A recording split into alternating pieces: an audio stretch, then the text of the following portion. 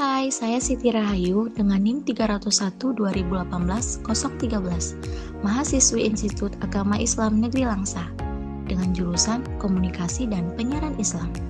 Saat ini saya sedang melakukan kuliah kerja nyata dengan berbasis sosial media, dengan tema Agama dan Pelestarian Lingkungan Hidup.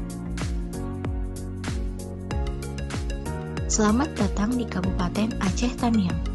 Sejarah Kabupaten Aceh Tamiang berawal dari satu kerajaan yang pernah mencapai puncak kejayaan di bawah pimpinan seorang raja muda sedia yang memerintah dari tahun 1330 sampai dengan 1366 Masehi. Pada masa Kesultanan Aceh, Kerajaan Tamiang telah mendapat cap sekurang dan hak tumpang gantung atas wilayah Negeri Karang dan Negeri Kejuruan Muda. Pada akhirnya, tanggal 2 Juli tahun 2002, wilayah Tamiang resmi menjadi kabupaten di Provinsi Aceh. Letak geografis wilayah Kabupaten Aceh Tamiang memiliki potensi yang cukup strategis dan berada pada jalur regional lintas Trans Sumatera yang menghubungkan jalur Provinsi Sumatera Utara ke Provinsi Aceh, sehingga posisi tersebut menjadi potensi yang mendukung kelancaran mobilitas barang dan jasa.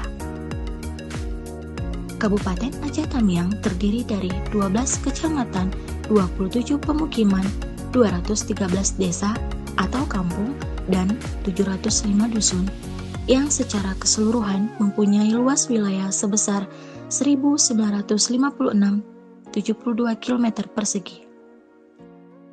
Adapun kecamatan yang ada di Aceh Tamiang diantaranya yaitu Kecamatan Karangbaru, Kecamatan Kuala Simpang, Kecamatan Kejuruan Muda. Kabupaten Aceh Tamiang menjadi perhatian pemerintah untuk menjaga dan melestarikan lingkungan sekitar. Melalui Dinas Lingkungan Hidup yang terletak di Jalan Insinyur Haji Juanda, Karangbaru, Aceh Tamiang, merupakan aksi nyata pemerintah Kabupaten Aceh Tamiang dalam menjaga keasrian lingkungan. Potensi perekonomian daerah Kabupaten Aceh Tamiang dengan komoditas tanaman tanam padi. Sektor perkebunan dengan potensi unggulan perkebunan kelapa sawit, sektor perkebunan getah karet, sektor perkebunan jagung, sektor industri dan perdagangan, dan sektor lainnya. Kabupaten Aceh Tamiang, tepatnya di Kecamatan Kejuruan Muda, dalam menjaga kebersihan lingkungan sangatlah cukup baik. Mengapa? Karena manusia berkewajiban mengolah dan menjaga potensi alam untuk memenuhi kebutuhan hidupnya. Mengolah potensi alam yang diberikan Allah Subhanahu wa Ta'ala kepada manusia merupakan fardu kifayah. Karena tidak semua manusia mempunyai kemampuan untuk menggali potensi alam yang diberikan tersebut. Untuk itu, apabila manusia menyia-nyiakan potensi alam, artinya tidak dimanfaatkan untuk memenuhi kebutuhan hidup manusia.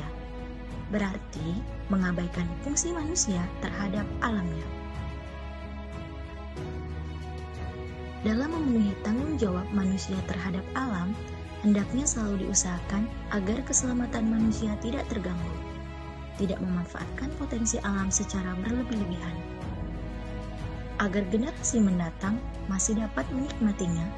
Karena potensi alam yang terbatas, apabila berlebihan tamak dan rakus dalam memanfaatkan potensi alam, akan berakibat kerusakan pada manusia itu sendiri.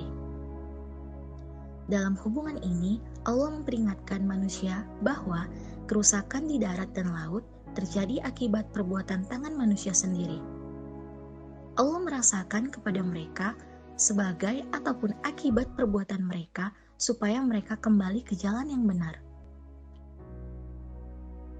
Menurut Quran Surat Rum ayat 41, berdasarkan ayat ini, maka pemanfaatan potensi alam untuk kepentingan manusia sekarang harus memperhatikan kepentingan generasi mendatang.